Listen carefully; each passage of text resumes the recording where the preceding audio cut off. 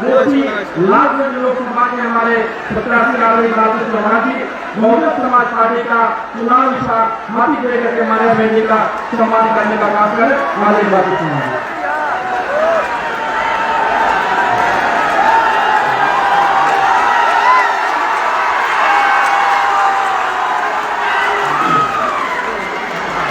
इसके बाद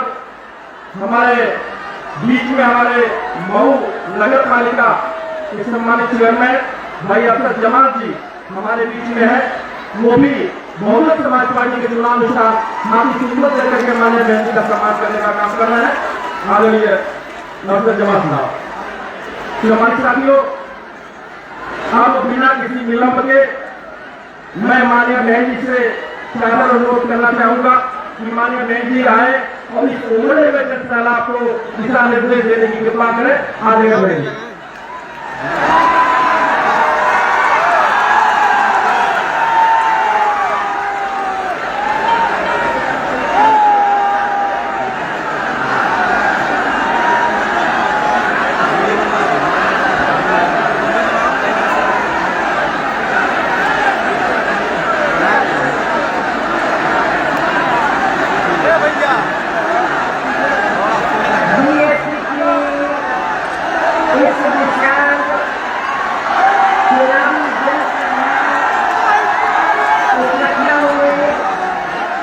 पार्टी के सभी छोटे बड़े पदाधिकारी एवं कार्यकर्ता हैं। आज आप लोग देश में मैं यहाँ अपने उत्तर प्रदेश लोकसभा के लिए हो रहे चुनाव में अपनी पार्टी के उम्मीदवारों के समर्थन में अर्थात आजमगढ़ मंडल से आजमगढ़ सदर लोकसभा की सीट से श्री मसूद सबिया अंसारी, लालगंज सुरक्षित लोकसभा की सीट से डॉक्टर इंदू चौधरी, घोसी लोकसभा की सीट से श्री बालकृष्ण चौहान, पूर्व सांसद बीएसपी, सलेमपुर लोकसभा की सीट से श्री भीम राजभर, इनके समर्थन में मुझे सुनने के लिए यहाँ इकट्ठा हुए हैं। तो उसके लिए मैं आप सभी लोगों का हार्दिक दिल से आभार प्रकट करती हूँ। जैसे आप लोगों को ये मालूम है कि हमारी पार्टी कांग्रेस, बीजेपी व अन्य किसी भी विरोधी पार्टी तथा गठबंधन आदि के साथ मिलकर नहीं, बल्कि अकेले ही अपनी पार्टी के बलबूते पर पूरी तैयारी व जानकारी के साथ ये चुनाव लड़ रही है। इसके साथ ही हमने टिकट बंटवारे के मामले में भी सब समाज के लोगों को उचित भागीदारी दी है, जिनको कामयाब बनाने के लिए अपनी पार्टी के लोग पूरे जी जान से लगे हैं। हालांकि आज यहाँ आपकी इकट्ठा हुई अपार भीड़, मैं भीड़ के जबरदस्त जोश को भी देखकर अब मुझे भी ये काफी अपना भरोसा हो गया है कि पिछली बार की तरह इस बार भी आप लोग अपने प्रदेश से यहाँ लोकसभा चुनाव में अपनी पार्टी का बेहतर रिजल्ट जरूर लाएंगे। इसके लिए अब मैं आप लोगों का ध्यान कुछ जरूरी बातों की तरफ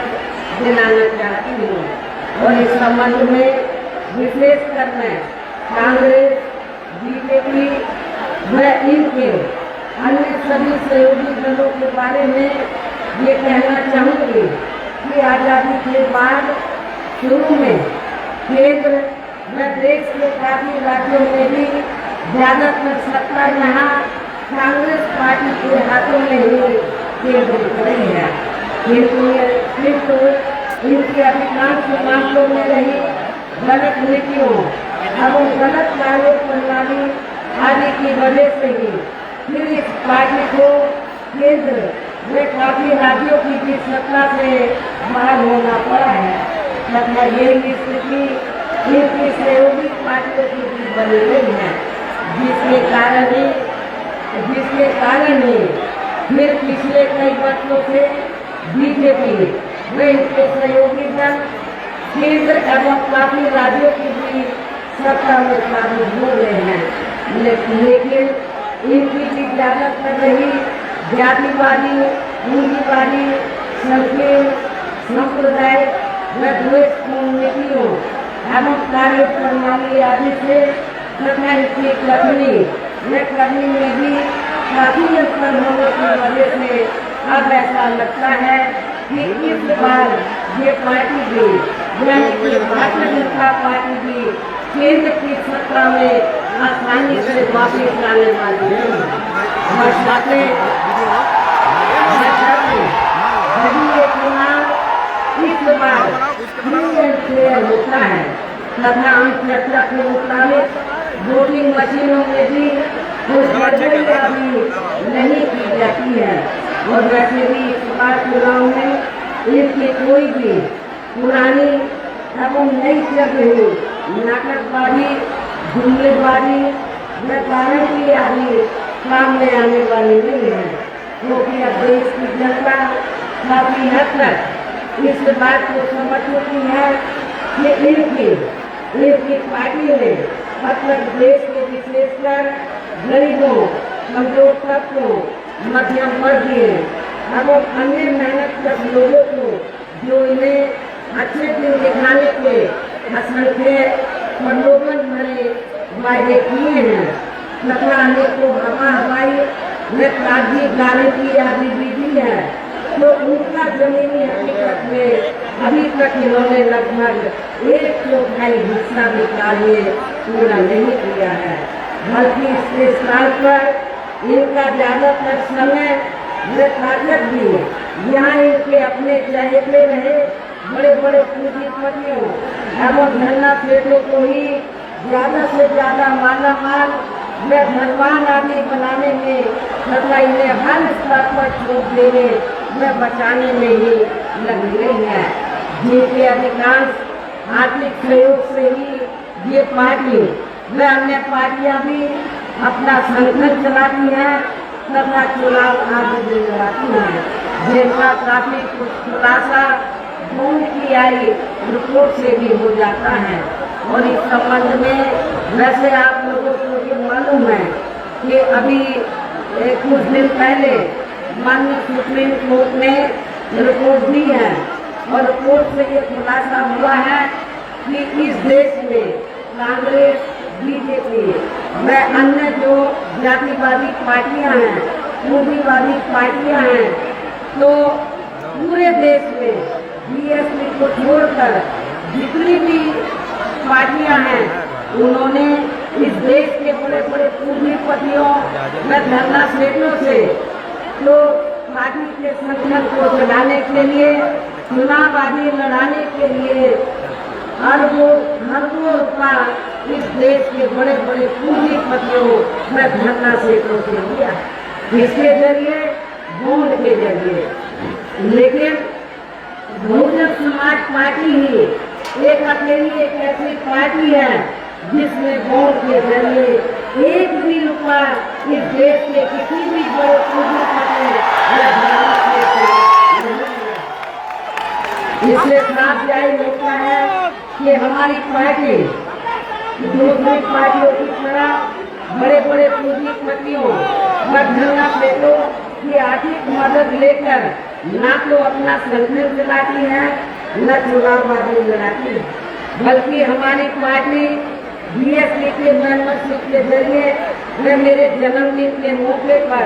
थोड़ा थोड़ा धन इकट्ठा करके चुनाव के दौरान भी अपनी पार्टी के लोगों से थोड़ा थोड़ा आर्थिक सहयोग लेकर हमारी पार्टी के संगठन को चलाती है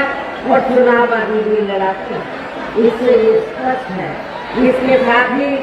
अब ऐसा लगता है कि कांग्रेस पार्टी की तरह ही बीजेपी ने भी केंद्र की तमाम सरकारी जांच एजेंसियों का ज्यादातर राजनीतिकरण कर दिया है। इसके अलावा देश के किसान वर्ग भी वर्तमान बीजेपी की सरकार में शुरू से ही अपनी विभिन्न समस्याओं को लेकर काफी ज्यादा दुखी व परेशान रहे हैं और अभी भी हैं। जबकि यूपी में 4 बार हमारी पार्टी की एक सरकार ने इनके हितों का भी हर स्तर पर विशेष ध्यान रखा है और हमारी पार्टी के नेतृत्व में बनी सरकार ने अपने चारों हुकूमतों के दौरान हमने उत्तर प्रदेश में किसानों को खेती करने के लिए सस्ते साधन उपलब्ध कराए और इतना ही नहीं, उनकी फसल का भी हमारी पार्टी की सरकार ने समय से उचित दाम दिया है। इतना ही नहीं, बल्कि केंद्र में पूर्व से यही कांग्रेसी सरकार की तरह ही वर्तमान भाजपा सरकार ने भी एक जातिवादी हीन सांप्रदायिक एवं पूंजीवादी सोच नीतियों के चलते ही पूरे देश में सब समाज में से खासकर गरीबों, दलितों, आदिवासियों, पिछड़े वर्गों, मुस्लिम एवं अन्य धार्मिक अल्पसंख्यक समाज के लोगों का भी पूर्ण रूप से विकास व उत्थान आदि नहीं हो सका है। और इस संदर्भ में वैसे आप लोगों को ये मालूम है कि पूरे देश में यहाँ दलितों, आदिवासियों एवं अन्य पिछड़े वर्गों का सरकारी नौकरियों में वर्षों से अधूरा पड़ा आरक्षण का कोटा भी अभी तक पूरा नहीं भरा गया है। विशेषकर एससी व एसटी वर्गों के सरकारी कर्मचारियों का पदों के लिए आरक्षण भी अब काफी हद तक प्रभावी नहीं बना दिया गया है। और जहाँ मैं खास तौर से आजमगढ़ मंडल के दलित वर्ग के लोगों को ये बताना चाहती हूँ कि जब समाजवादी पार्टी सत्ता में थी, श्री अखिलेश यादव यूपी के मुख्यमंत्री थे, तो श्री अखिलेश यादव ने तो यूपी के एससी व एसटी वर्गों के सरकारी कर्मचारियों का पदों के लिए आरक्षण बिल्कुल समाप्त कर दिया था, खत्म कर दिया था। तो मैं आजमगढ़ के दलित वर्ग के लोगों के कर्मचारियों से ये पूछना चाहती हूँ, क्या आप लोग ऐसी पार्टी को वोट देंगे? मैं समझती हूँ बिल्कुल भी नहीं देंगे। ऐसी पार्टी को आप कतई भी माफ नहीं करेंगे। साथ ही केंद्र में राज्यों में भी विरोधी पार्टियों की नई सरकारों ने इन सभी वर्गों को प्राइवेट सेक्टर में आरक्षण दिए जाने की व्यवस्था किए बिना ही इनकी सरकारों के ज्यादातर सरकारी कार्य प्राइवेट सेक्टर के जरिए ही इनके बड़े बड़े पूंजीपतियों व धनना सेठों आदि को ही दिए जाने के कारण अब इनको पूरे देश में आरक्षण का बहुत कम ही लाभ मिल पा रहा है। इसी प्रकार इनका अन्य और मामलों में भी शोषण व उत्पीड़न लागू होना अभी तक भी बंद नहीं हुआ है। इनके साथ साथ मुस्लिम व अन्य धार्मिक अल्पसंख्यक समाज के लोगों की भी हालत हर स्तर पर यह काफी ज्यादा खराब व दयनीय बनी हुई है, जिसका काफी कुछ खुलासा सत्र कमेटी की रिपोर्ट में भी किया गया है। इतना ही नहीं, बल्कि पिछले कुछ वर्षों से केंद्र व अधिकांश राज्यों में भी बीजेपी व आरएसएस की सरकारों के चलते हुए अब इनका विकास एवं उत्थान आदि होना भी काफी हद तक बंद हो गया है। आए दिन इस पर खासकर हिंदुत्व की आड़ में हो रही जनजाति भी यह काफी ज्यादा चरम सीमा पर पहुंच चुकी है। इनके साथ साथ अपर कास्ट समाज में से विशेषकर गरीब लोगों की भी हालत हमें कोई खास अच्छी नजर नहीं आती।